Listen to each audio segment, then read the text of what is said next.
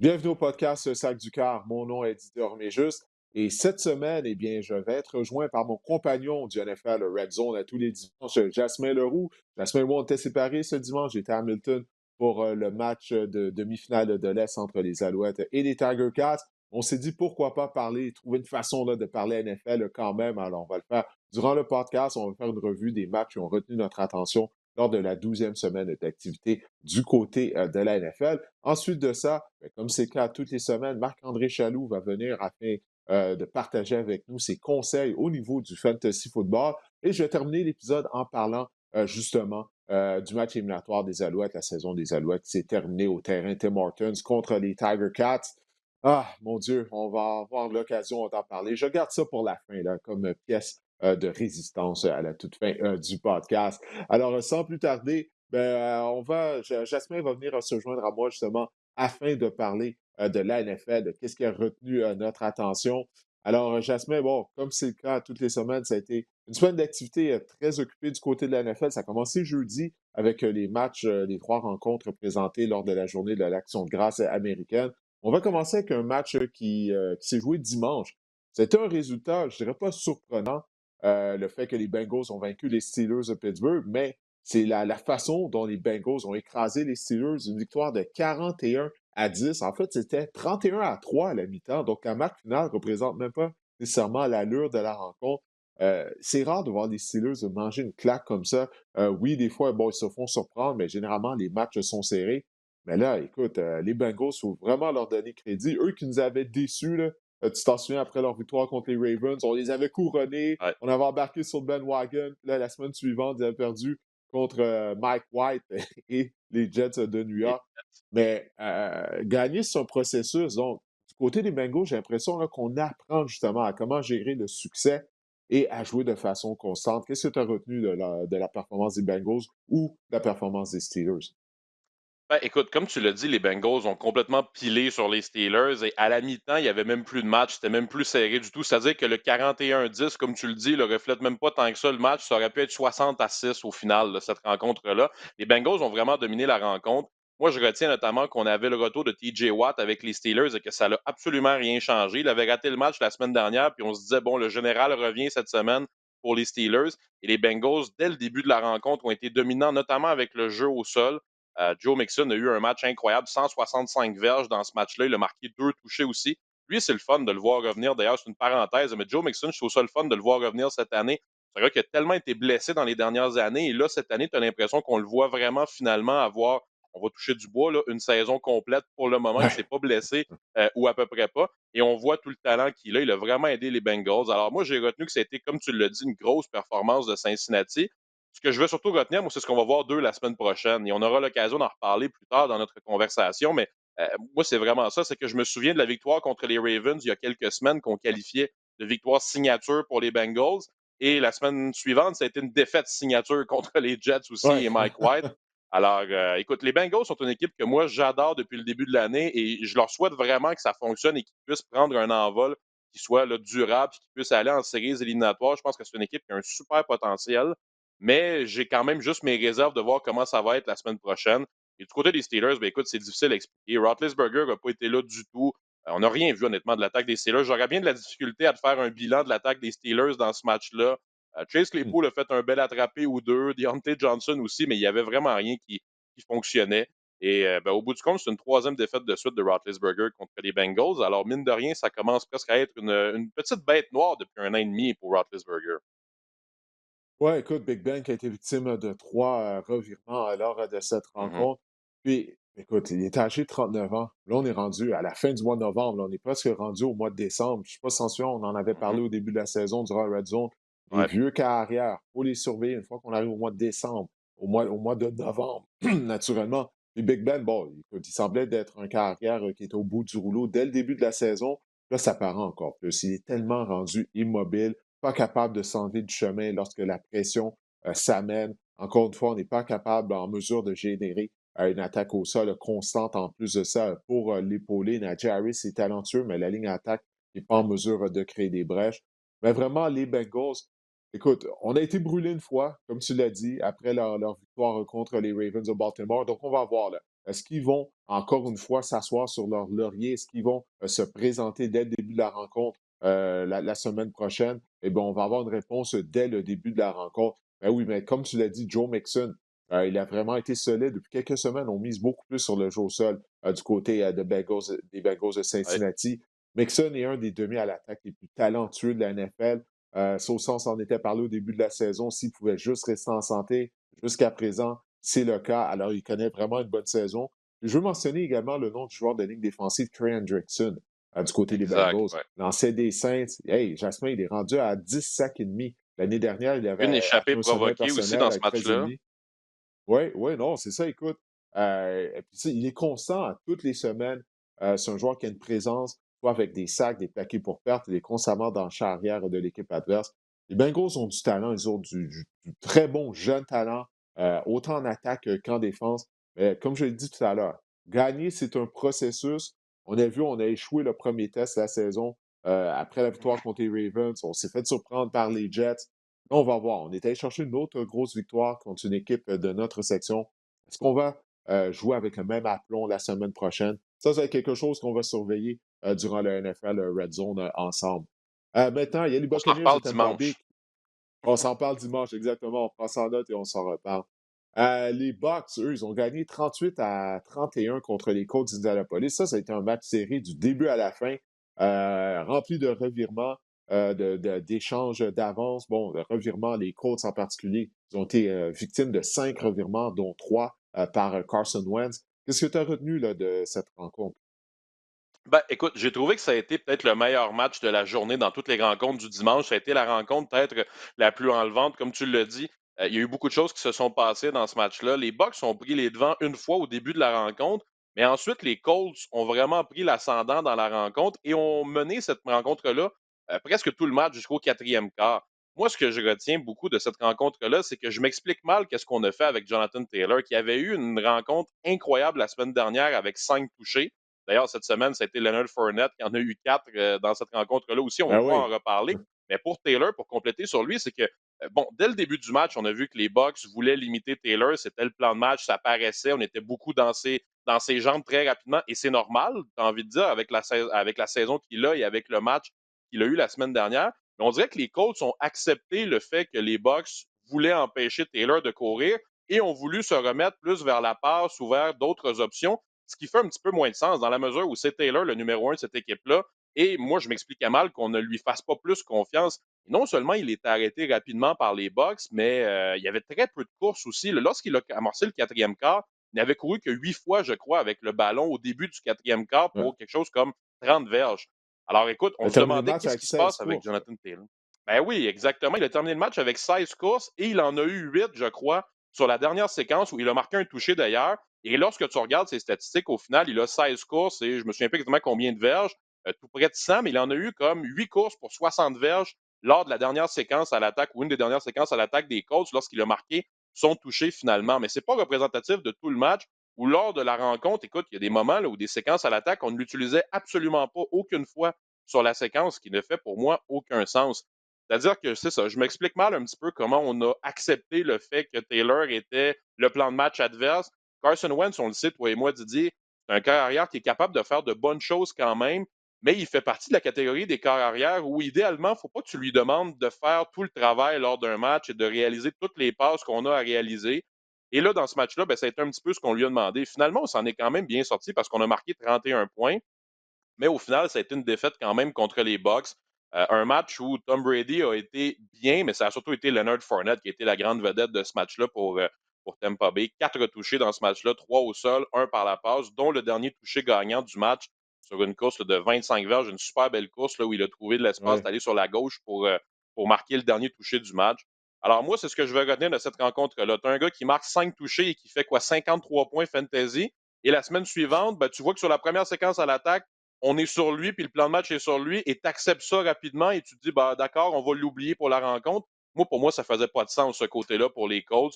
Il y a peut-être des éléments d'information qui nous manquent pour comprendre exactement ce qui s'est passé, mais j'ai été vraiment surpris de ce qu'on a fait avec Jonathan Taylor dans ce match.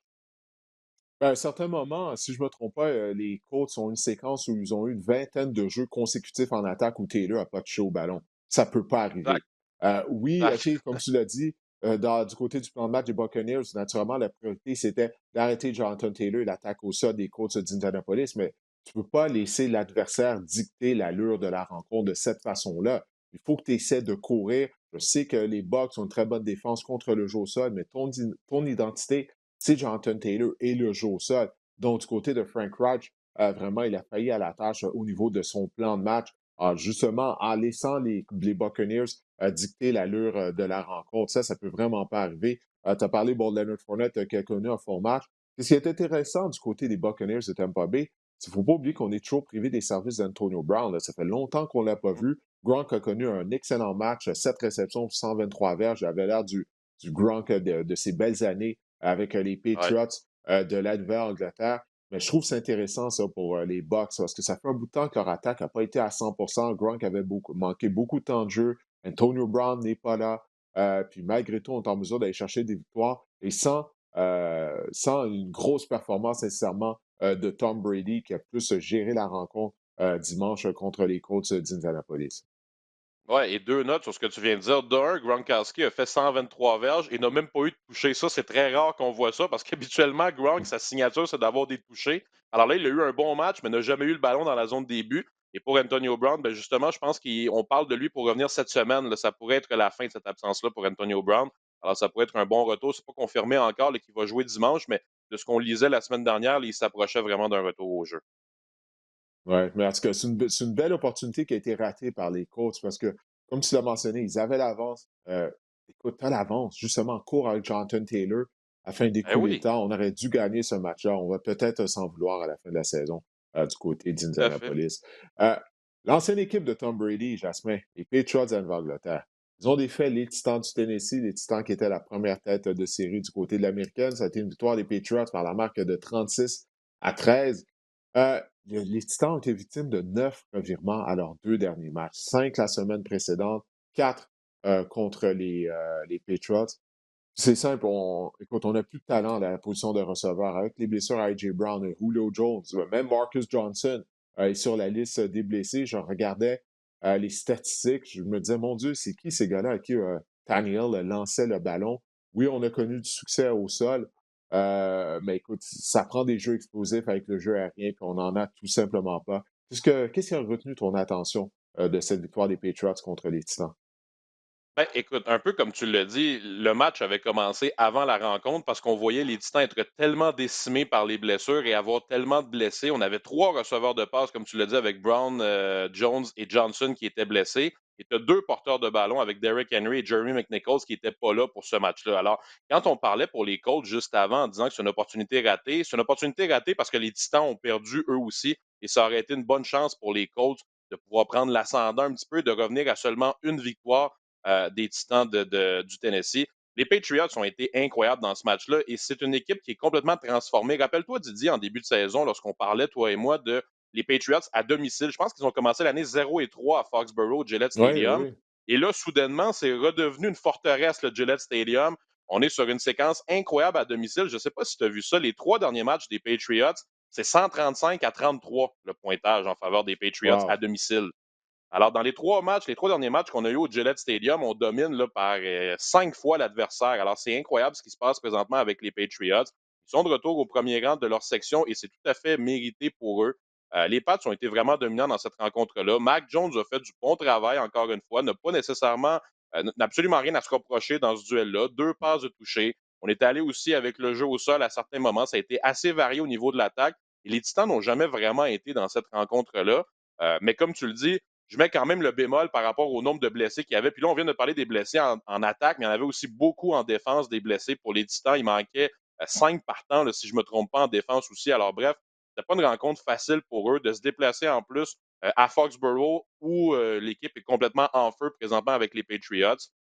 Euh, Nick Folk, le botteur des Patriots, c'est rare qu'on parle des botteurs comme ça, mais il a eu vraiment tout un match. Il a réussi 5 placements pour les Pats. Alors lui, ça a été un facteur également un peu dans cette victoire-là. Il a été solide. Et sinon, ben écoute, je retiens qu'on va voir, on recommence à voir une équipe tellement dominante des Patriots. C'est une défense qui rappelle celle qu'ils avaient il y a quelques années lorsqu'ils avaient battu presque tous les records en défense. Là. C'était, je crois, en 2019, là, si je ne me trompe pas, ou en 2018. Là. Bref, on avait eu une saison tout à fait incroyable. La dernière de Tom Brady, je crois, en 2019, la défense faisait un travail de fou et ça se ressemble beaucoup cette saison de ce qu'on voit des Patriots. Alors écoute, je leur souhaite le meilleur quand même pour les Titans. Je leur souhaite surtout de retrouver de la santé au cours des prochaines semaines.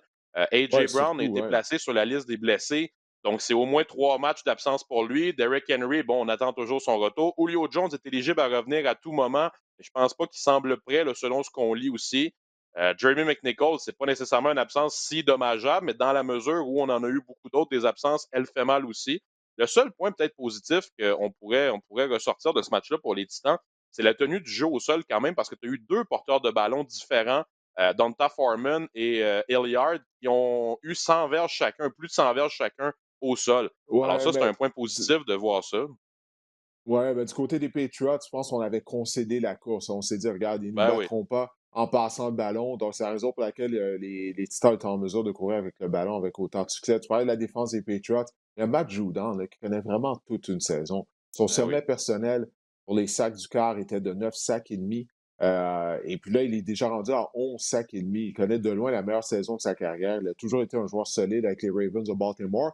Mais il n'était pas nécessairement reconnu pour être un, joueur, un chasseur de carrière, plutôt comme étant un joueur complet. Mais cette année, vraiment, il y a une explosion en termes de sac du quart de sa part. Donc, je tenais à mentionner ça. Puis les Patriots, lundi soir prochain, ils s'en vont à C'est Buffalo ça. contre les Bills. Exact. Le premier rang de la section va être à l'enjeu. Ça, c'est un match que j'ai déjà hâte de voir. Donc, on va vraiment voir à quel point cette équipe-là des Patriots, à quel point elle est améliorée. Moi, je crois que les Patriots sont taillés sur mesure pour donner des mots de tête aux Bills de Buffalo avec leur attaque au sol, le fait que les Bills sont unidimensionnels en attaque. Ça joue directement dans le creux de la main de Bill Belichick. Mais le match va avoir lieu à Buffalo. Les partisans, écoute, l'atmosphère va être incroyable pour ce match-là lundi soir. J'ai vraiment hâte de voir ce duel entre les Patriots et les Bills. Puis bien sûr, ça va être présenté sur nos ondes. Alors, ouais, j'ai hâte d'entrer au travail le lundi prochain déjà. Là. Demande-moi pas c'est quoi ma D'autres rencontre que rencontres. j'ai le plus hâte de voir la semaine prochaine, c'est celle des Bills et des Patriots, c'est certain. Ben oui, c'est sûr. Écoute, toute la NFL là, a hâte de voir ce match-là. Les Rams, ça a été une troisième Mhm. défaite de ceux pour les Rams de Los Angeles. Ils ont perdu par la marque de 36-28 au Lambeau Field contre les Packers. Écoute, du côté des Rams, hein, pour moi, c'est une équipe qui a complètement perdu son identité. Souviens-toi, lorsqu'on est allé au Super Bowl, lorsqu'on a connu du succès, on misait d'abord et avant tout sur le jeu au sol. Et à partir du jeu au sol, le jeu aérien venait compléter les courses. À cette époque-là, on avait Todd Gurley, bon, qui était incroyable, qui était un des meilleurs porteurs de ballon, mais n'en demeure pas moins, même lorsque Gurley n'était pas là, on utilisait le jeu au sol. Puis maintenant, avec l'arrivée de Matthew Stafford, on y va avec des formations avec 5 receveurs de passe. On mise beaucoup plus sur le jeu aérien, puis ça ne fonctionne pas. La ligne à l'attaque des Rams, elle n'est pas assez bonne afin de passer le ballon de cette façon-là. Stafford, qui a été victime d'une interception retournée pour un toucher dans un troisième match de suite. Mais il y a un autre aspect qu'on ne parle pas suffisamment. On parle beaucoup de l'attaque, bon, c'est sûr, avec l'arrivée d'Odell Beckham, ça. Mais en défense, Jasmin, c'est pas une défense dominante comme ça avait été le cas en 2020. Von Miller est toujours à la recherche de son premier sac du quart en 2 matchs avec les Rams. Cette défense elle n'est pas solide. Je vous pose la question. On paie Jalen Ramsey une fortune. Ramsey, on s'entend, il est le meilleur demi-coin de la NFL. Là, tu affrontes les Packers avec Devontae Adams. Puis, dans ton plan de match, tu t'assures pas que Jalen Ramsey va couvrir Devontae Adams, ou du moins qu'on ne va pas doubler Devontae Adams. Je ne sais pas qu'est-ce qu'on fait défensivement du côté des Rams. Bref, il y a beaucoup de choses qui clochent du côté des Rams. Je ne suis pas certain qu'on va être en mesure de redresser la barre. Écoute, il y a beaucoup de choses à commenter sur ce que tu viens de dire dans la dernière minute à propos des Rams. Écoute, la défense, comme tu l'as dit, pour le moment, lorsque tu mets sur papier que tu as Jalen Ramsey, Aaron Donald et Von Miller, ça devrait être le signe d'une défense tout simplement impossible à traverser. Et Von Miller, pour le moment, n'est pas encore un facteur. Est-ce qu'il le deviendra d'ici à la fin de la saison ou en série? On verra bien. Mais pour le moment, comme tu l'as dit, n'est pas nécessairement un facteur. Dimanche même, lorsqu'on regardait le match avec NFL Red Zone, je me suis posé la question à un certain moment s'il était là, Von Miller. Et on a regardé les statistiques, je pense qu'il a eu un plaqué dans le match, mais n'est pas présent, on ne le voit pas, n'est pas dans le visage du corps arrière adverse qui était Aaron Rodgers cette semaine. Alors ça, c'est déjà un premier facteur à surveiller. Et pour les Rams, ben, je trouve ça décevant en général. C'est-à-dire qu'ils ont eu 2 défaites de suite. Ils sont partis en semaine de congé, rappelle-toi, après la défaite contre les 49ers, qui était le lundi soir, je crois, ou le dimanche soir, le Ouais. lundi soir de la semaine 10 ou 11, de la semaine 11 exact. Et on est parti en congé lors de la semaine, en fait, la semaine 10, on est parti en congé lors de la semaine 11. Et là, dans la semaine 12, on revenait donc. Et ça faisait presque un mois qu'on n'avait pas gagné un match. Et j'ai pas senti les Rams être affamés dans cette rencontre-là. Au final, le pointage est seulement avec un écart de 8 points, mais les Packers ont mené de bout en bout cette rencontre-là. On n'a jamais vraiment senti que les Rams étaient sur le point d'exploser. Il y a eu quelques jeux intéressants. Tu sais, Odell Beckham Jr., lorsque vous regardez les statistiques à la fin de la rencontre, il a un touché sur un long gain, mais mis à part ce toucher-là, qui était un beau toucher, une super belle passe de Matthew Stafford à ce moment-là, le reste de la rencontre, OBJ, on ne l'a pas vu. Alors lui aussi, ça va être peut-être une adaptation à ce qu'on apprenne à le voir un petit peu plus dans les prochaines semaines. Et moi, il y a un point aussi que j'ai remarqué dimanche que j'avais noté dans mes statistiques avant la rencontre avec NFL Red Zone, mais Matthew Stafford, je ne sais pas si tu avais déjà vu ça, mais en carrière, il est rendu avec une fiche de 0 victoire et 17 revers lorsqu'il affronte une équipe qui a 5 victoires au-dessus de 500. Alors là, tu vas me dire, évidemment, il a joué avec les Lions toute sa carrière. Je suis 100% d'accord avec toi. Il n'y a aucun problème à ce niveau-là. Et je sais que les victoires n'étaient pas faciles à aller chercher. Mais lorsque tu affrontes une équipe qui a 5 victoires au-dessus de 500, il va falloir que Matthew Stafford la sorte éventuellement à la grosse performance. Et là, justement, il est sorti des Lions de Détroit. Alors là, c'est l'occasion pour lui de commencer à en avoir des victoires comme ça. Et bon, je sais qu'il joue avec les Lions, mais c'est quand même 0 et 17 comme fiche. C'est 0. Là. Il n'y a même pas une victoire en carrière contre une équipe qui a 5 victoires au-dessus de 500, comme c'était le cas pour les Packers cette semaine, qui avait une fiche de 8 et 3. Alors ça va être un aspect intéressant aussi à voir, c'est-à-dire que je commence à me demander si Matthew Stafford va être capable de sortir une grosse performance au mois de janvier en série contre que ce soit les Packers, les Cardinals, bon, les Cowboys, nomme-les, l'équipe qui l'affrontera en séries éliminatoires. Il va falloir que Stafford en sorte une grosse à ce moment-là, et pour le moment, on ne l'a pas vu ça. Alors écoute, ce que je retiens, c'est Ouais. pas mal ça. Ouais. Ça a été une défaite décevante pour les Rams au bout du compte. Troisième défaite de suite dans une saison où on les attend être complètement dominants. Ben, Matthew Stafford, pour moi, il devait être une pièce complémentaire au niveau de l'attaque des Rams. Moi, je croyais qu'on allait garder la même formule dont j'ai parlé tout à l'heure et que là, Stafford, étant donné qu'il est un meilleur passeur que Jared Goff, ben, qu'il allait amener cette attaque-là à un autre niveau. Mais au lieu de ça, on a complètement changé l'attaque. Et ça ne fonctionne pas. Comme je l'ai dit tout à l'heure, on n'a pas la ligne à l'attaque à fait de bien le protéger. Mais écoute, j'aimerais qu'on parle des Packers de Green Bay. Parce que je te Mhm. pose la question, là. OK, c'est une saison de la NFL qui est bizarre d'une semaine à l'autre. Tu sais, une semaine, une équipe l'emporte, puis on dit, waouh, cette équipe-là est vraiment bonne. La semaine suivante, elle s'effondre, elle perd. Mais si tu regardes les Packers ont probablement été l'équipe la plus constante depuis le début de la saison de la NFL. Oui, bon, c'était fait écraser lors de la première semaine d'activité. Aaron Rodgers n'avait pas joué durant les matchs préparatoires. Ensuite de ça, on a Ouais. perdu contre les Chiefs. Aaron Rodgers n'était pas là. On a perdu contre les Vikings, une équipe de notre section, mais ça, ce sont nos 3 défaites. Après ça, là, les Packers ont vraiment été constants depuis le début de la saison, malgré le fait qu'on a plusieurs blessés. Ces blessés-là, Jasmin, ils vont revenir au jeu. Là. Je parle de Zadarius Smith, Jerry Alexander, David Bakhtiari, notre bloqueur à gauche qui n'est pas là depuis le début de la saison. Donc, les Packers devraient juste s'améliorer en théorie avec le retour de ces joueurs-là. Puis je ne sais pas pourquoi Aaron Rodgers il chialait contre la direction de l'équipe durant la saison morte, mais c'est une équipe qui gagne au moins 12 matchs à tous les ans. Et puis on a une très bonne formation. Les Packers, je trouve qu'on n'en parle pas assez, mais moi, présentement, écoute, si j'avais un vote là, pour le joueur par excellence, étant donné que personne n'est constant depuis le début de la saison, je crois que je le donnerais à Aaron Rodgers parce qu'encore une fois, il a fait des passes qui étaient vraiment incroyables là, tout au long de la rencontre contre les Rams. Ouais, tout à fait. Au début de la saison, je pense que le vote allait beaucoup vers Kyler Murray comme joueur le plus utile. Là, depuis plusieurs semaines, on ne le voit plus. Alors, tranquillement, on Ouais, ouais, retourne ça fait vers un Aaron mois qu'on n'a pas vu Rodgers. Kyler Murray en Ben passant. oui, Ça fait un exact. mois qu'on l'a pas vu. Exact. Il a raté 3 matchs et là, les Cards étaient en semaine de congé, il me semble, la Exact. semaine Oui, dernière. Alors, ouais, c'est ça. Alors, oui. je ne sais pas si on va le revoir cette semaine. On va suivre ça cette semaine, s'il sera de retour ou non. On lui souhaite. Bref, parenthèse terminée. Revenons aux Packers qui ont, en effet, comme tu le dis, été excellents dans cette rencontre-là. On comptait sur le retour d'Aaron Jones. On a été capable de l'amener progressivement. Il n'a pas nécessairement été un grand facteur dans le match, mais au moins, il a été de retour. Donc, l'absence aura été de courte durée pour lui. David Bakhtiari, t'en parlais. Si je ne me trompe pas, son retour est imminent lui aussi. En tout cas, on a vraiment très Mhm. bon espoir de le revoir pour la fin de la saison, là, sans nécessairement avoir une idée exacte là, du moment où il va revenir, mais c'est imminent. Et Zadarius Smith, ben, depuis le début de l'année, il est blessé, mais on avait toujours dit depuis le début de l'année qu'on avait comme objectif de l'amener pour la dernière semaine peut-être de la saison, ou en tout cas, c'est ça le plan pour lui. Alors, on verra s'il reviendra à ce moment-là. Mais oui, les Packers ont été très constants cette saison. Comme tu l'as dit, si on oublie la défaite lors de la première semaine, la défaite contre les Vikings, ben, si je ne me trompe pas, ça avait fini quelque chose comme 34-31 ce match-là au Minnesota. Ouais, ça avait Alors, été c'était pas non très plus une serré, défaite là. gênante, là. Exact, ça avait été très serré. Donc, bref, oui, les Packers sont toujours là et les Packers ont l'avantage sur certaines autres équipes, comme par exemple les Cards de l'Arizona en est un bon exemple, que les Packers savent comment gagner. Oui, ils n'ont pas nécessairement gagné le Super Bowl, mais en saison régulière, tu le sais, Didier, ça fait des années qu'ils sont là à chaque année, les Packers. Alors, tant qu'Aaron Rodgers va être là, moi, j'ai beaucoup de réserves sur qu'est-ce que va être cette équipe-là sans Aaron Rodgers, mais ce n'est pas le sujet pour 2021.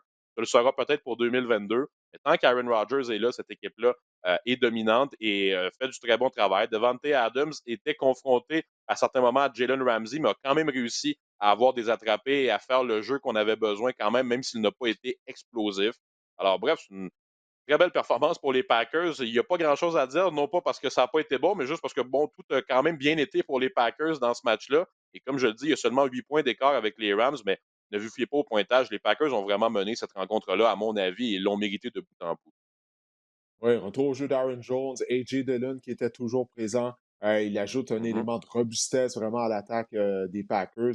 Puis les Rams sont une équipe, c'est une formation qui est molle, là, selon moi. Là, on a beaucoup d'ennuis à gagner la bataille de la robustesse semaine après semaine.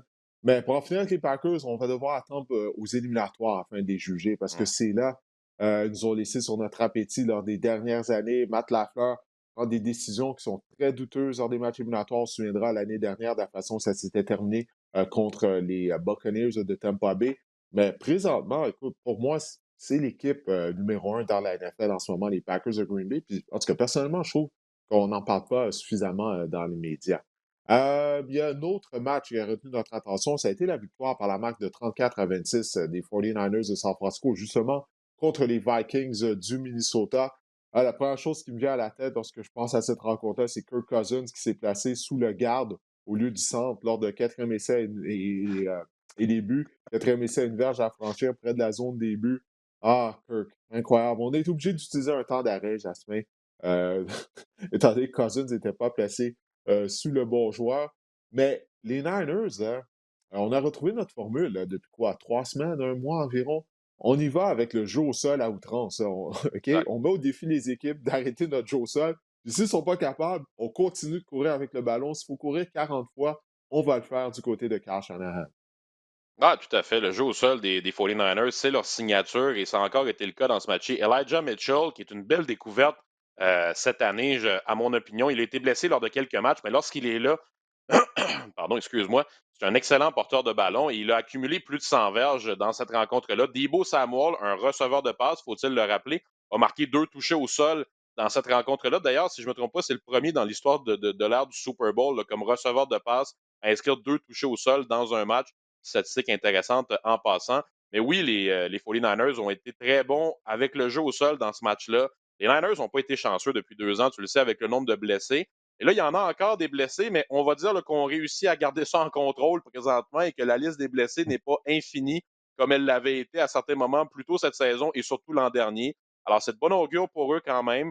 Les 49ers pourraient profiter du fait, bon, oui, on a 2 bonnes équipes. Ben, les Rams, on va les mettre quand même dans les bonnes équipes et les Cards aussi, même si c'est 2 équipes qui n'ont pas leur meilleur moment ces temps-ci. Mais eux, ils ont 2 bonnes équipes devant eux dans leur section, mais ils profitent quand même du fait que les Seahawks sont moins bons que prévu un peu cette saison. Alors, je ne sais pas s'ils vont réussir à se faufiler en séries éliminatoires, mais c'est une belle victoire pour eux contre les Vikings. Il faut retenir pour les Vikings, tu parlais de Kirk Cousins, mais faut retenir aussi malheureusement que Dalvin Cook s'est blessé dans ce match-là et que là, Oui, ça va oui, ben changer oui. la dynamique de cette équipe-là.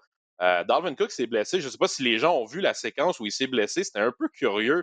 Lorsqu'il s'est blessé, il est tombé par terre, mais ça semblait pas nécessairement être un gros contact. On se demandait même où est-ce qu'il était blessé. Et lorsque finalement le rapport des blessés est arrivé avec une blessure à l'épaule, on revoyait la séquence et j'avais de la difficulté à voir exactement là, comment il s'était blessé. Mais ceci étant dit, là, je pense qu'on a mentionné qu'il serait absent peut-être pour 2 semaines au minimum, voire plus quand même. Alors ça va changer la dynamique de l'équipe. Tu vas ramener Alexander Madison comme numéro 1 dans le champ arrière. Alors bon, on verra qu'est-ce que ça pourra donner pour eux. C'est sûr que ça aidera pas les Vikings qui se battent encore pour réussir à peut-être avoir une place en séries éliminatoires. Les Vikings sont toujours Ouais. là, un peu, mais pas trop quand même, à chaque match, à chaque saison depuis quelques années. Et ça va sûrement être le cas encore pour eux cette saison. Adam Thielen a eu 2 touchés dans ce match-là. Jefferson a eu quelques bons attrapés aussi. Alors, leurs 2 gros canons au niveau des receveurs de passe sont là. Mais là, l'absence de Dalvin Cook va faire mal pour eux, c'est certain.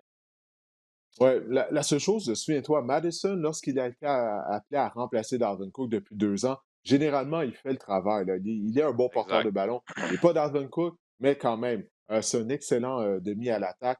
Dalvin Cook, on parle là d'une déchirure à une coiffe du rotateur. Je ne sais pas si peut-être c'est une blessure qu'il traînait déjà depuis quelques semaines, parce que comme tu le dis, c'est un peu bizarre la façon dont il s'est blessé. Tu as mentionné Elijah Mitchell, plus de 100 verges au sol. Oui, 133 verges au sol. Il a inscrit un touché. Statistique intéressante, on va terminer là-dessus pour cette rencontre-là. Lors de leurs 3 dernières rencontres, les Niners, Jasmin, en moyenne, ils gagnent la bataille du temps de possession. En moyenne, lors des 3 Ouais. derniers matchs, on a eu le ballon pendant 37 minutes. 37 minutes. Ça fait Rappelle-toi en contre sorte que les ta Rams il y a défense. 2 semaines, ça avait été incroyable le temps de possession, là. Ben oui, je pense qu'on a fait une séquence de 19 jeux, 18, 19 jeux pour inscrire un Exact. touché. Écoute, ça garde ta défense sur les lignes de côté. Écoute, la meilleure façon là, de bien jouer en défense, c'est lorsque ta défense, elle n'est pas sur le terrain. C'est aussi simple que ça. Tu peux pas accorder de points si ta défense n'est pas sur le terrain. Mais 37 minutes, si on peut réussir ça toutes les semaines, oui, tu parlais là, est-ce qu'on va être capable de se faufiler en éliminatoire? Si on domine la bataille du temps de possession toutes les semaines comme ça, il y a de fortes chances que oui. Maintenant, écoute, dis-moi, c'est le moment là, de dévoiler nos surprises, déceptions et notre overreaction, notre réaction excessive de la dernière semaine. Quelle a été ta Ouais. surprise de la 12e semaine d'activité? Ben, écoute, j'ai choisi une équipe qui était dans un match qu'on n'a pas nécessairement fait le compte-rendu complet. C'est les Dolphins de Miami qui ont gagné contre les Panthers de la Caroline et j'ai adoré la performance des Dolphins dans ce match-là. Rappelle-toi, on est tellement loin, je trouve, des Dolphins qui ont perdu 7 matchs de suite. Là, soudainement, pour les Dolphins, c'est 4 victoires de suite. Et dans ce match-là On contre les Panthers, ils s'améliore. n'ont pas seulement. Ben oui, tout à fait, ils s'améliorent et on revoit aussi la défense qui est excellente au niveau de la tertiaire, notamment avec Byron Jones, Xavier Howard. Howard a eu une interception d'ailleurs dans ce match-là, si je ne me trompe pas. Ils ont été solides. Cam Newton a été tout simplement affreux, mais affreux. Je pense qu'il a terminé 5 en 21 au niveau des passes. On l'a mis sur le banc finalement au 4e quart. Oui, je pense qu'il n'en avait pas une bonne dans le quart, mais je pense aussi que tous les espaces qu'il tentait de trouver étaient bloqués par les Dolphins et je donne du mérite aux Dolphins quand même dans cette performance-là, en défense en particulier. Et à l'attaque, à mon sens, à moi, je ne vais pas prétendre avoir vu tous les matchs de Tua Tagovailoa, mais on en a vu quand même plusieurs avec NFL Red Zone. Moi, c'est le match où je l'ai trouvé le meilleur depuis le début de sa carrière, cette rencontre-là. Il a été solide.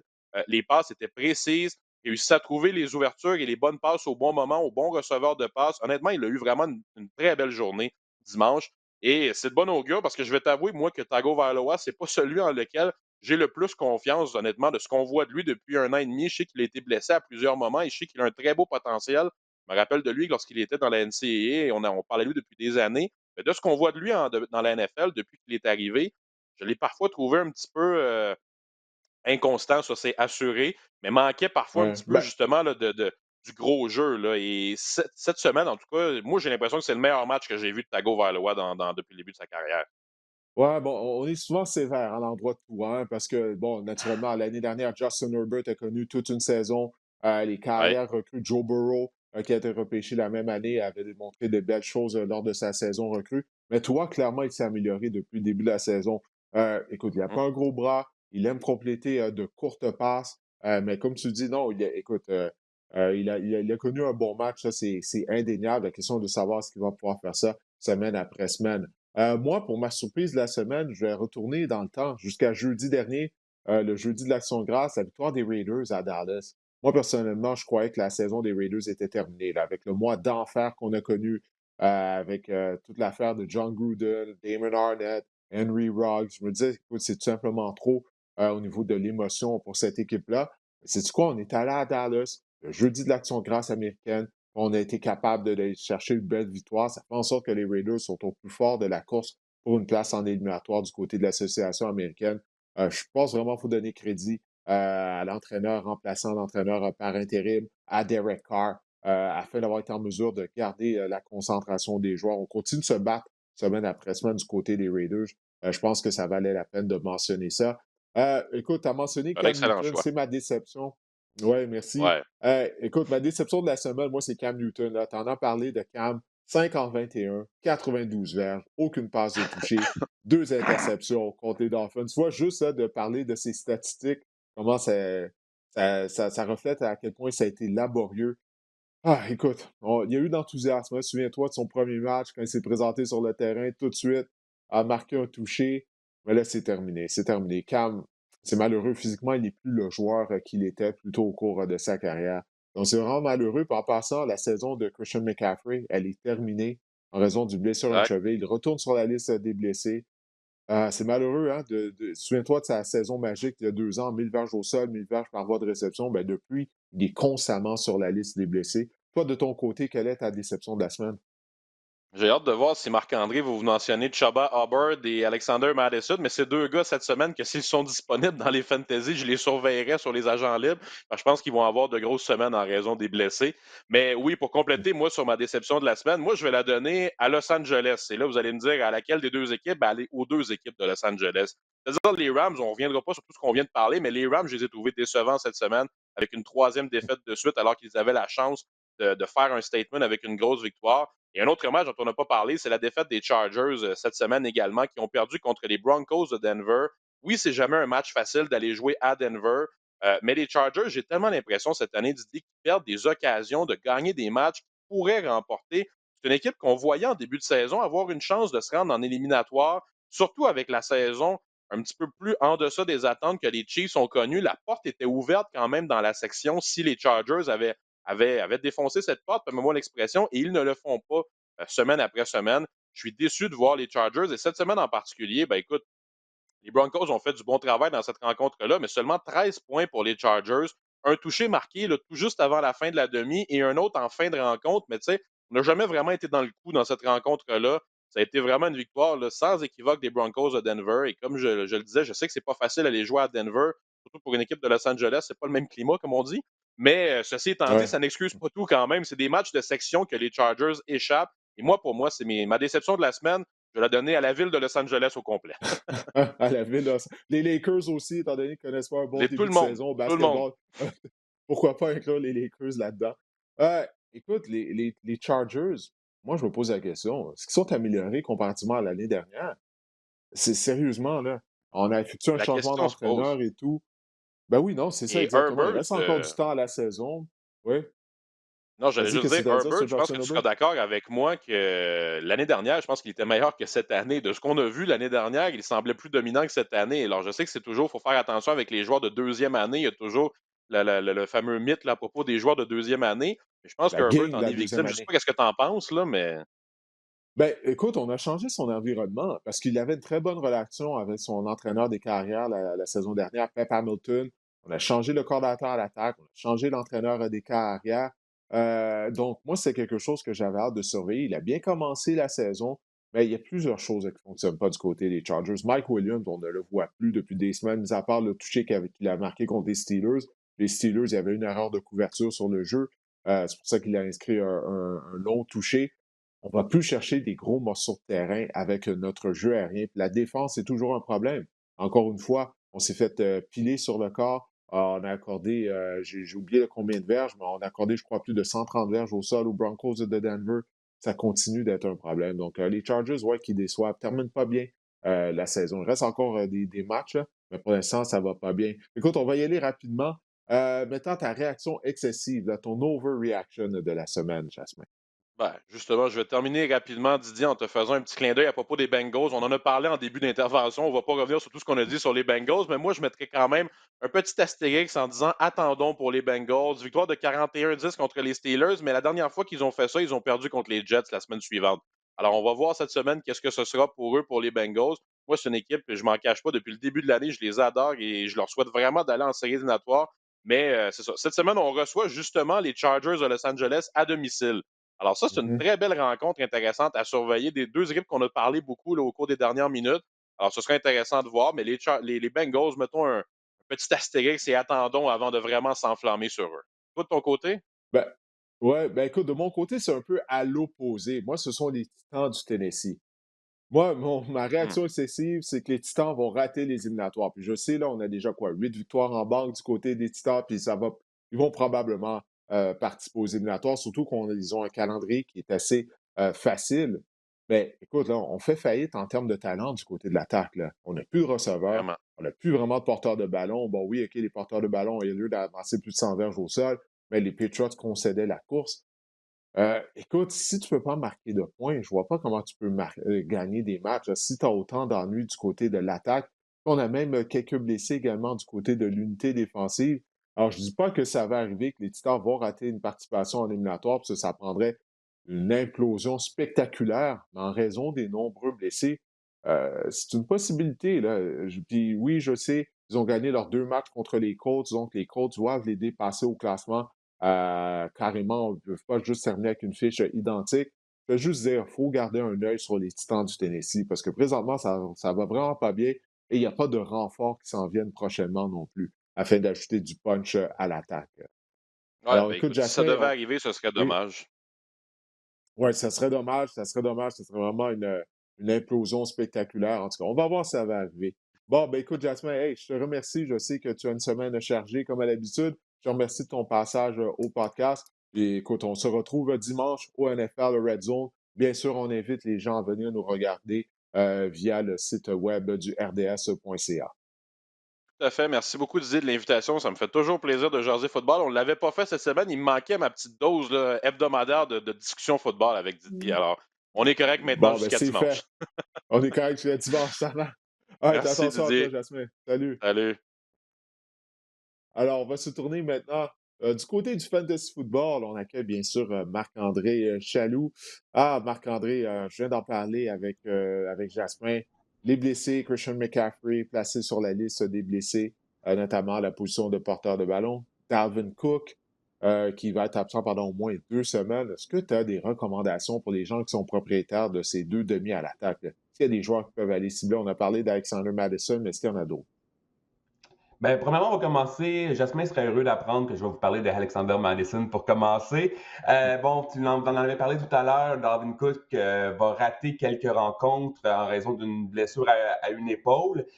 Alexander Madison est disponible dans la majorité, dans la moitié des ligues fantasy. Alors, c'est vraiment un ajout prioritaire pour cette semaine. Et j'aimerais porter à votre attention qu'en l'absence de Dalvin Cook plus tôt cette saison, il a obtenu 20 courses, au moins 20 courses lors de 2 matchs. Il a obtenu 17 et 19 points fantasy. Donc, Alexander Madison, c'est un excellent potentiel, un potentiel de receveur, de porteur de ballon, pardon, numéro 1.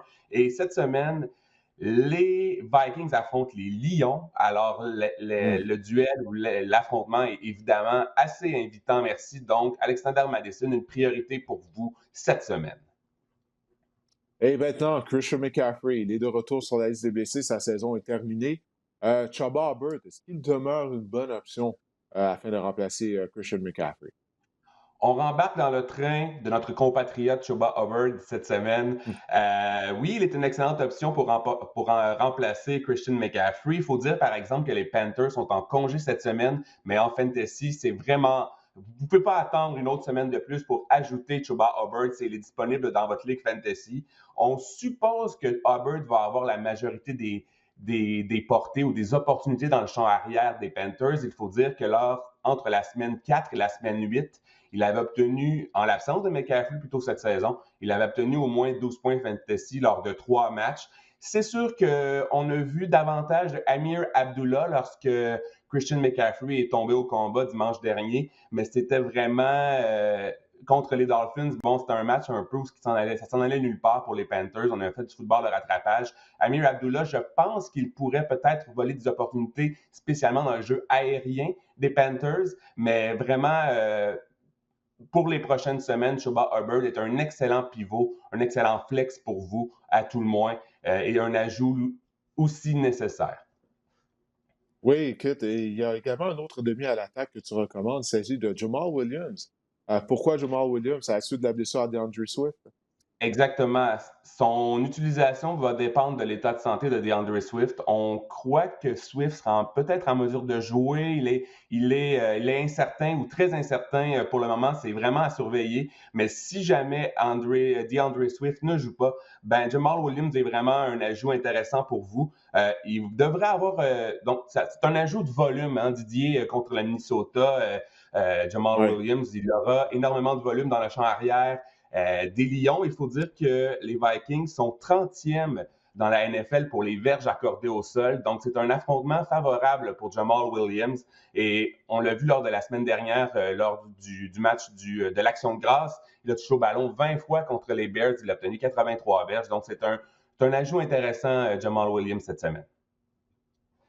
Oui, c'est pas facile de trouver des renforts au niveau du waiver wire à ce temps-ci de l'année. Là, on approche, mine de rien, la fin du calendrier régulier. Mais tu as quand même d'autres joueurs que tu aimerais nous conseiller de cibler. Là.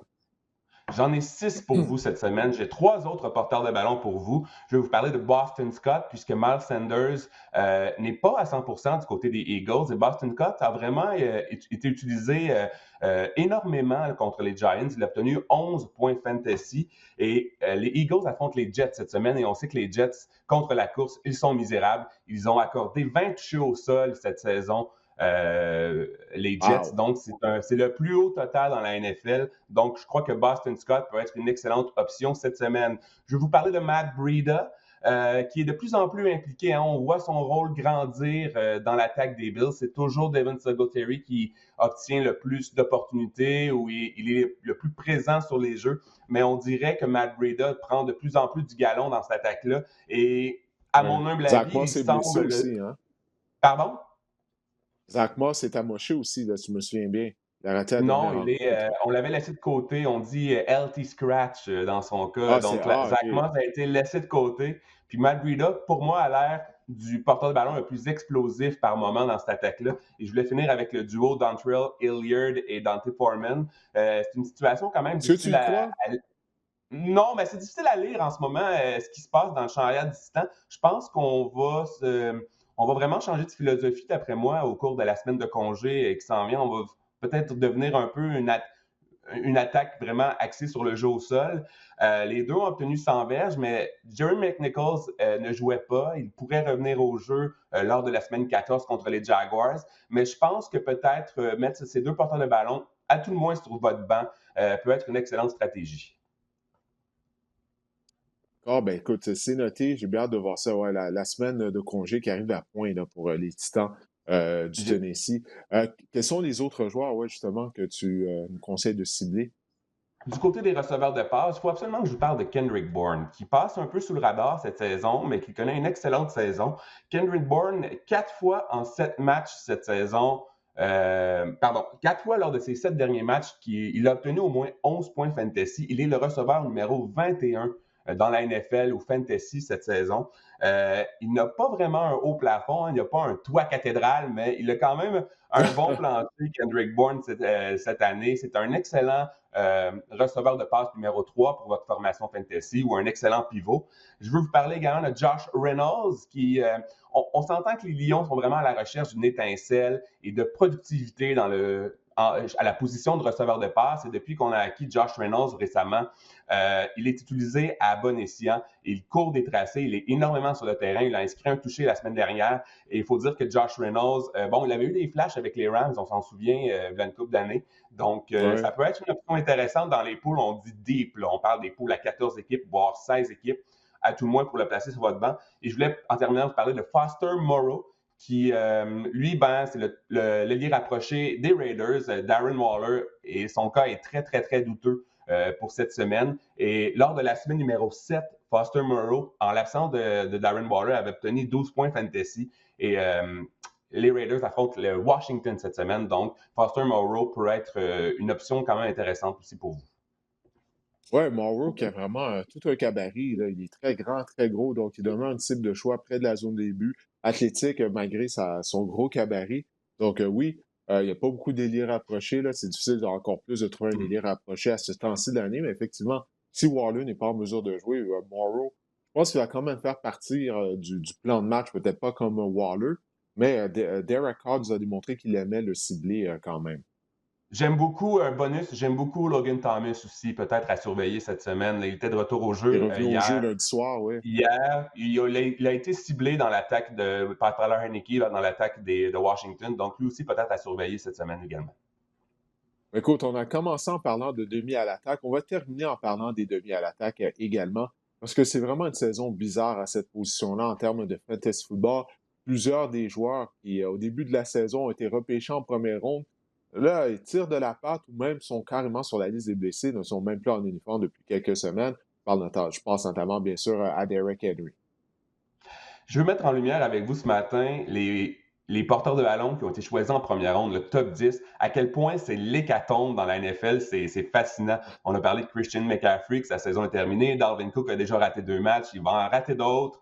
Derrick Henry, sa saison est terminée. Ce qui est fascinant dans son cas, c'est qu'il est encore le porteur de ballon numéro 4 au niveau fantasy. Et ça fait quoi, un mois qu'il n'a pas joué en ce moment? Ça démontre à Alvin quel point il Kamara a était raté dominant.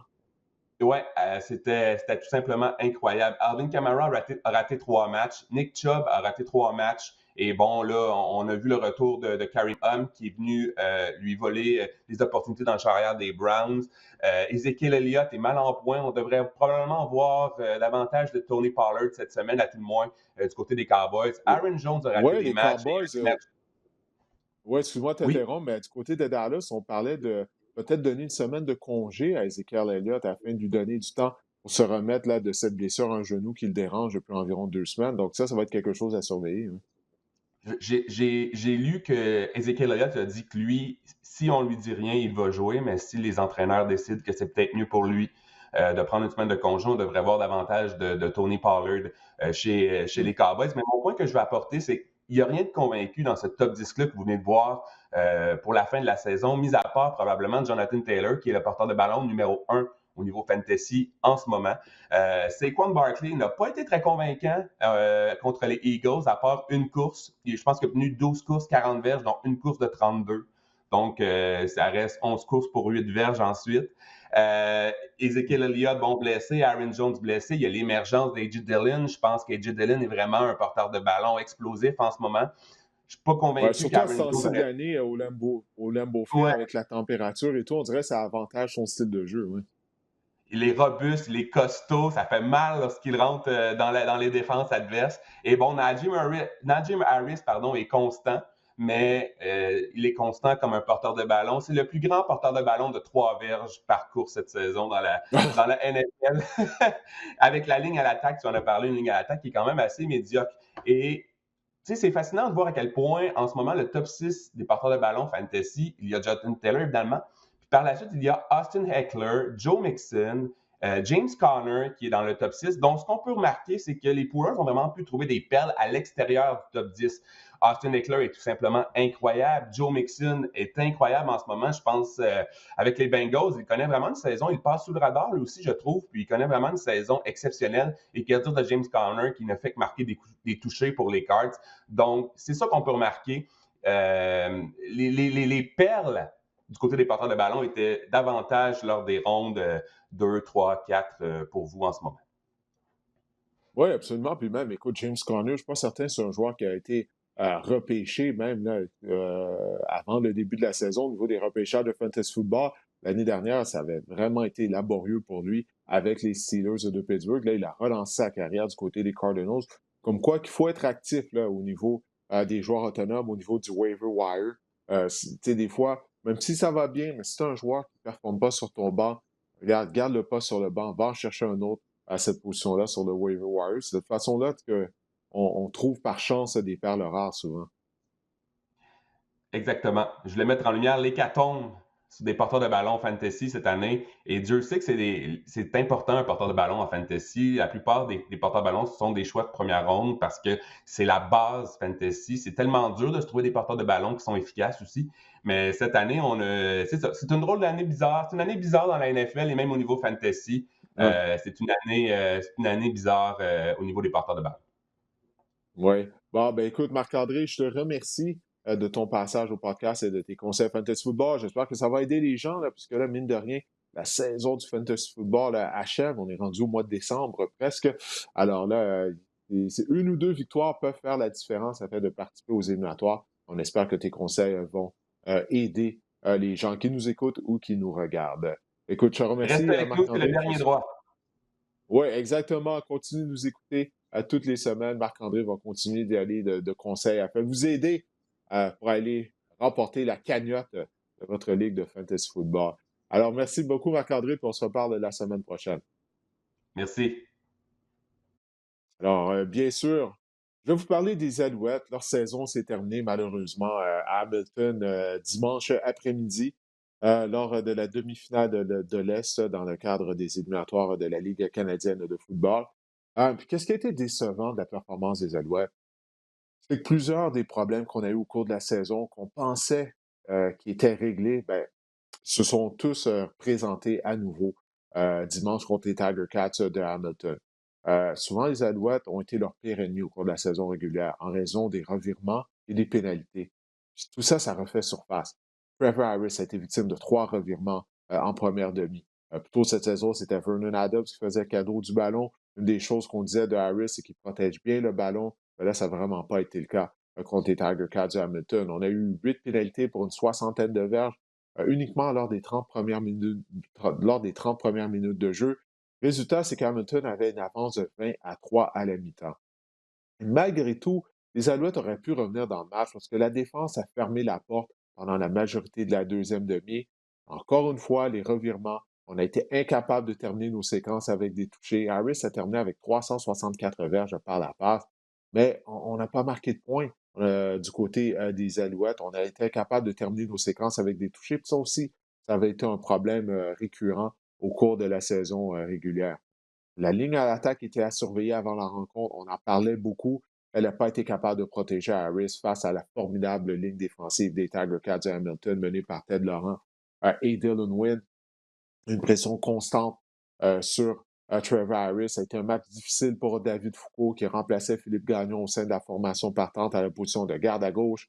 Ça n'a pas été facile pour lui. Ça n'a pas été facile pour Tony Washington non plus, le bloqueur à gauche. Je me demande même si Washington va être de retour la saison prochaine. Là, il commence à être vieillissant, à être ennuyé par des blessures tout au long de la saison. Euh, je sais qu'il a joué en dépit de blessures, mais ses performances ont vraiment souffert en raison de son état de santé.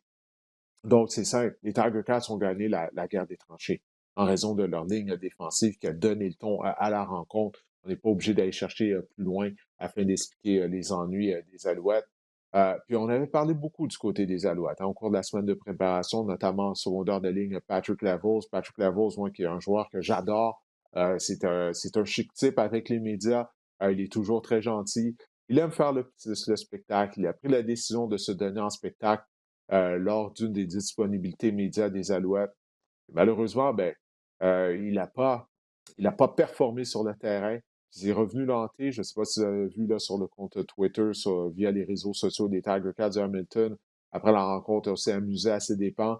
Lui qui avait mis au défi pratiquement toute l'organisation des Tiger Cats, ben, on n'a pas livré la marchandise du côté de Lavos et des Alouettes sur le terrain. Alors, les Alouettes, écoutez, cette édition-là de 2021 des Alouettes avait du talent. Elle était assez bonne pour gagner la Coupe Grey. Moi, je crois que écoutez, les Alouettes nous ont démontré tout au long de la saison régulière qu'ils pouvaient battre n'importe quelle équipe, incluant eux-mêmes. Et malheureusement, c'est encore une fois ce qui s'est produit au terrain. Tim Hortons, c'est une formation qui était talentueuse, mais le manque de discipline a vraiment nuit à cette équipe-là tout au long de la saison. Le manque de discipline, l'indiscipline, ça reflète sur l'entraîneur-chef habituellement. C'est à l'entraîneur-chef de donner le rythme à ce niveau-là. Pourtant, en 2019, les Alouettes avaient été une équipe disciplinée sur Carey Jones. Ça n'a pas été le cas tout au long de la saison 2021, du moins durant la grande majorité de la saison. Ça a été un problème lors du match éliminatoire. Les Alouettes, qui n'ont pas participé à un match de la Coupe Grey depuis 2010, ça c'est l'année de leur dernière conquête de la Coupe Grey. Les Alouettes sont la seule équipe là, depuis 2010 à ne pas avoir participé à un match éliminatoire. La seule équipe dans une ligue à 9 équipes seulement, ça c'est tout à fait inacceptable. Encore une fois, les Alouettes auraient pu gagner ce match-là. Ils étaient assez bons. Ils ont vaincu les Tiger Cats à Hamilton durant la saison régulière. Ça aurait pu se produire. Après ça, personnellement, moi, même si les Argonauts de Toronto ont terminé au premier rang de la section, et c'est eux qui vont accueillir les Tiger Cats en fin de semaine, Moi, je pense pas que les Argonauts sont une bonne équipe. On va voir ce qui va arriver contre Hamilton. Mais bref, les Alouettes auraient pu ensuite de ça aller à Toronto et battre les Argos pour accéder au match de la Coupe Grey. Là, malheureusement, on est en attente du bilan de l'organisation montréalaise. On se pose des questions quant à l'avenir là, de certaines personnes au sein de l'organisation. Premièrement, la position de carrière. Qu'est-ce qu'on va faire avec Trevor Harris? Moi, j'ai pas l'impression qu'on va le ramener à Montréal. Donc, j'ai bien hâte de voir ce qui va arriver, mais avec la performance qu'il a offert contre les Tiger Cats de Hamilton, je vois pas pourquoi on le ramènerait, parce que Trevor Harris, c'est ça, Trevor Harris. Depuis le début de sa carrière, je parlais de ses 364 verges amassées par la passe. Mais c'est un joueur qui s'écroule sous la pression. Armando Sewell avait fait allusion à ça lors du tout premier match de la saison. Je ne sais pas si vous vous en souvenez, les Alouettes qui avaient affronté les Elks d'Edmonton. À ce moment-là, Harris était carrière d'Edmonton. Puis Sewell a été son coéquipier pendant plusieurs saisons avec les Elks. Et il avait dit, Trevor Harris, tout ce que tu as à faire, c'est de le frapper tôt dans la rencontre et ensuite de ça, il va s'écrouler. C'est pas mal ça qui est arrivé contre les Tiger Cats de Hamilton. Alors, est-ce qu'on va le ramener? Moi, j'en doute. Vernon Adams, ça a été vraiment une saison qui nous a laissé sur notre appétit. Genre de performance qu'il a offert, ça a été en dents de scie, les revirements. Est-ce que Vernon Adams peut s'améliorer? Moi, j'ai vraiment des doutes. En 2019, il avait été chanceux. Hein? Plusieurs de ses passes auraient dû être interceptées. Elles avaient été échappées cette année, en 2021. Ces interceptions-là n'ont pas été échappées par des équipes adverses. Ça va être à surveiller. Mais la chose numéro 1 à surveiller à la suite de l'élimination des Alouettes, ça va être de voir si Carey Jones va être de retour en 2022. Il est sous contrat pour la saison 2022. Il lui reste un an à son contrat. Il y a des rumeurs qui circulaient là, lors de la semaine de préparation de la demi-finale de l'Est, comme quoi que si Carey Jones perdait cette rencontre-là, bien, qu'il allait être congédié. Alors, on va voir si Danny Machocha va se montrer patient envers son entraîneur-chef, parce que ça a vraiment été une saison décevante. Peu importe comment on regarde ça, on a terminé avec une fiche de 7 victoires et 7 défaites, un dossier égal à 500. Qu'est-ce qui est positif, c'est qu'on a participé aux éliminatoires pendant une deuxième année consécutive. Il ne faut pas oublier avant ça, on avait une dizaine de 5 saisons sans participation aux éliminatoires. Il ne faut pas oublier ça. Moi, je ne souhaite pas revoir les Alouettes retourner euh, dans ce genre de situation-là où est-ce qu'on ne participe pas aux éliminatoires pendant plusieurs années consécutives. Donc, Harry Jones, au moins, il a mené l'équipe à 2 participations en éliminatoire. Mais la façon dont on a terminé la saison, incluant la défaite à Hamilton, on a terminé la saison en perdant 4 de nos 5 derniers matchs là, du côté des Alouettes. Alors, ça va être un dossier à surveiller. Qu'est-ce que Danny Machocha va faire avec Carey Jones? Le coordinateur des unités spéciales, Mickey Donovan, moi, j'ai bel et bien l'impression qu'il ne sera pas de retour l'année prochaine parce que ça a été pitoyable. Les unités spéciales des Alouettes tout au long de la saison, lors du match éliminatoire. Comme je l'ai dit, ce match éliminatoire-là a vraiment reflété toutes les lacunes que les Alouettes ont démontrées tout au long de la saison. Puis c'est encore une fois, je me répète, je sais, mais c'est malheureux, parce que les Alouettes avaient le talent pour aller au moins jusqu'au match de la Coupe Grey, peut-être même remporter le titre. Mais au lieu de ça, ben, on est éliminé lors de la demi-finale de l'Est. Mais il y a eu beaucoup de positifs durant la saison, mais ça nous laisse sur notre appétit au bout du compte cette campagne 2021 des Alouettes. Alors, écoutez, on a fait le tour. Ça conclut cet épisode du podcast Le Sac du Quart. Encore une fois, je vous remercie de télécharger le podcast à toutes les semaines ou de le regarder via YouTube. Allez, je vous souhaite de passer une bonne semaine et on se reparle mardi prochain.